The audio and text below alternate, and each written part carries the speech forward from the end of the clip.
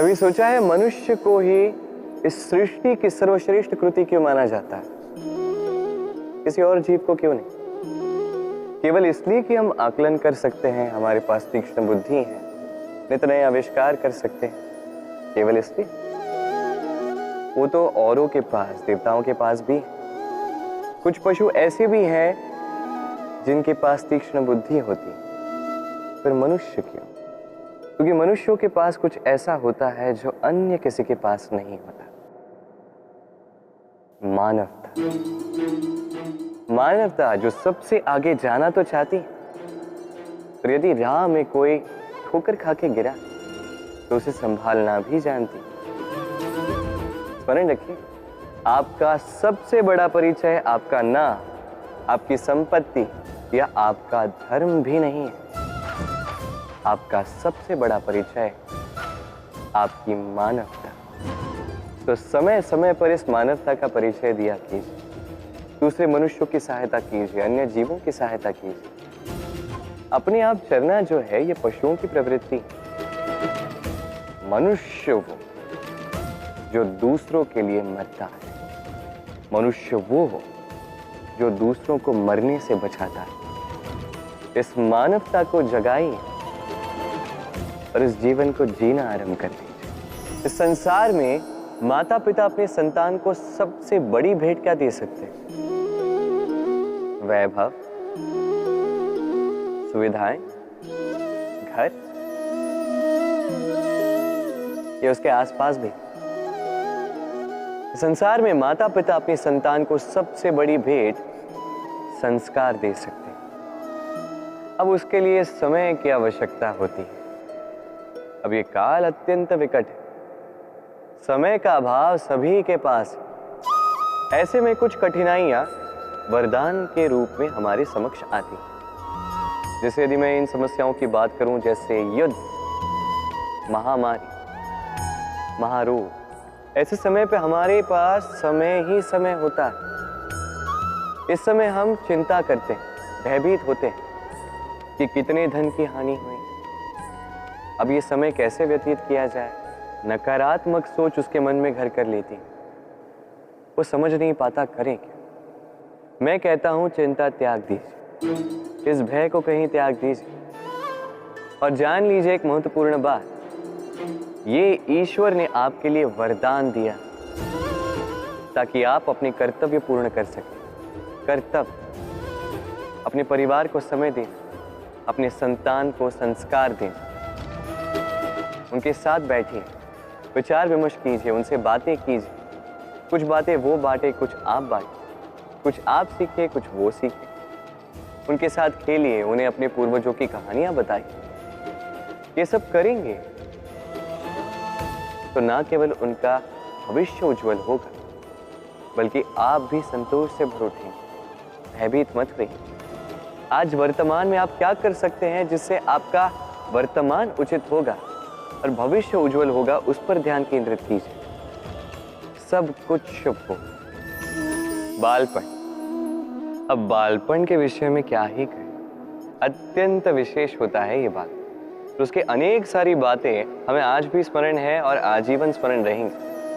कुछ ऐसी बातें जैसे हमने कभी ठिठोली ऐसी कर दी जिसे माता पिता इतने रुष्ट हो गए कि उस दिन हमें भोजन ही नहीं मिला। होता है ऐसा, मेरे साथ भी हुआ है। परंतु कभी सोच के देखिए, जब हम भूखे रहे हैं तब क्या हमारे माता पिता के गले से निवाला नीचे उतरा? कदापि नहीं। हम तो अभी बात कर रहे हैं माता पिता की, किंतु जब बात स्वयं की भी हो, हम भी कभी किसी जानकार के विषय में, किसी भिक्षुक के विषय में ये जान लेते हैं कि वो भूखा रह गया, तब भी हमारे गले से निवाला नीचे नहीं उतरता। और ये बात जो है, जब समाज पे एक बहुत बड़ी विपदा आती है तब स्पष्ट रूप से ये बात सामने आती है। जैसे कोई महायुद्ध हो या महामारी हो, तब मन अशांत हो जाता है। और तब यदि आपको शांति प्राप्त करनी है तो एक ही मंत्र है, सेवा करें। जितनी हो सके उतनी सेवा कीजिए। समाज में कितने सारे लोग हैं जो भूखे पेट ऐसे ही सो जाते हैं, किंतु यदि हम में से हर एक व्यक्ति प्रयास करे, उचित रूप से प्रयास करे, तो कोई भूखा नहीं सोएगा। एक अत्यंत महत्वपूर्ण बात स्मरण रखें, किसी दरिद्र, किसी भूखे को भोजन कराना ईश्वर को प्रसाद चढ़ाने से भी महान कार्य है, क्योंकि ईश्वर दरिद्र की पुकार में बसते हैं। और मान लीजिए यदि उस भिक्षुक ने आपका भोजन ग्रहण कर लिया, अर्थात ईश्वर ने आपका भोग ग्रहण कर लिया, क्योंकि ये मानवता, ये सेवा ही ईश्वर की सबसे बड़ी आराधना है। तो इस आराधना में विलीन रहिए। अधिकार ना साधारण सा शब्द है, ना व्यापार, अपने आप में ही एक विशेष गुण है। यह अधिकार स्वयं ईश्वर ने मनुष्य को जीवन जीने का अधिकार दिया है, किंतु जब बात आती है स्त्री के अधिकार की, तो उस अधिकार के साथ कर्तव्य जुड़ जाता है। अब स्त्री के अनेक अधिकारों में से एक अधिकार है स्वयं का वर चुनना कि कौन होगा उसका अर्धांग। कोई ऐसा व्यक्ति चुनना जो स्वयं के साथ साथ, अपनी पत्नी के साथ साथ, परिवार के साथ साथ इस समस्त समाज का वर्चस्व ऊंचा कर सके। अब सोचिए, स्वयं का वर चुनना कितना बड़ा अधिकार, योग्य वर चुनना उससे भी बड़ा कर्तव्य। इसलिए स्त्री के अधिकार के साथ कर्तव्य जुड़ जाता है।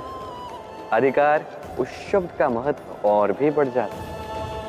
आप भी अपने जीवन में अपने अधिकार को कर्तव्य के साथ जोड़ लीजिए। यदि ऐसा करेंगे तो हर स्वप्न पूर्ण होगा। कर्म सदैव शांति से करो, उस नींव की ईंट की भांति जो शांति से 7 हाथ गहराई में जाती है। स्वर आता है शिखर पर लगे उस ध्वज से, किंतु शिखर पर लगा ये ध्वज प्रतीक होता है उस नींव में धसी उस ईंट की शक्ति का, जो शांति से अपना कर्म कर गए। तो ऐसे ही आप अपना कर्म कीजिए शांति से, संतोष से। जो शोर मचाना है वो आपकी सफलता को मचाने दीजिए, क्योंकि जब सफलता का ये स्वर संसार में गूंजता है, तब कर्म का ये मोह और भी शक्तिशाली हो जाता है। परीक्षा एक ऐसा शब्द जिसको सुन के इस संसार के अधिकतर लोग भयभीत हो जाते हैं। कारण क्या है? असफलता का भय। परीक्षा इस शब्द का यदि मैं दूसरा पहलू बताऊं, उसका तात्पर्य ये नहीं कि वो आपकी दुर्बलता सबके सामने लाए। ये तो वो युक्ति है जो आपका बल, साहस, आपकी शक्तियां सबके समक्ष प्रस्तुत करती है। जी हाँ, ये वो युक्ति है। अब स्वयं कभी देखिए, परीक्षा के समय आपके भीतर के ऐसे गुण निखर के आते हैं, कुछ ऐसी शक्तियां प्रकट होती हैं जिसके विषय में आप स्वयं अनजान थे, है कि नहीं? तो इस परीक्षा से भयभीत होना बंद कर दीजिए। विश्वास के साथ, निडरता के साथ इसका सामना कीजिए। दिन के अंत में ये परीक्षा आपको केवल निखारेगी, आपको और श्रेष्ठ बनाएगी। जल में तैरना किसे नहीं भाता। हम में से हर एक व्यक्ति चाहता है कहीं किसी सरोवर में, नदी में, जल के बीच में हम क्रीड़ा कर आनंद उठाएं। क्यों? अब बताइए, हम में से कितने ऐसे हैं जिनमें सागर की लहरों में एक किनारे से दूसरे किनारे की ओर तैर के जाने का साहस है? कौन है ऐसा? अब ये कार्य तो अत्यंत कठिन है। हमें किनारे प्रिय हैं, जल में क्रीड़ा करना प्रिय है, किंतु किनारों पर, सागर की लहरों में नहीं। किंतु एक बात स्मरण रखिएगा, जिस दिन इन किनारों को भूलकर हम सागर की लहरों के साथ लड़ने का साहस जुटा लेते हैं, उसी दिन इन सागर की लहरों से लड़ने का बल भी हम में आ जाता है। वे किनारे हमें प्रिय होते हैं, हमें सुरक्षित रखते हैं, किंतु ये हमें दुर्बल भी बनाते हैं। तो इन किनारों को त्यागिए और सागर की लहरों से टकराने का संकल्प उठा लीजिए। स्वयं पर विश्वास रखिए, फिर देखिए क्या होता है। सफलता के शिखर पर आपका यह जीवन पहुंचेगा और प्रेम से कहेगा, राधे राधे।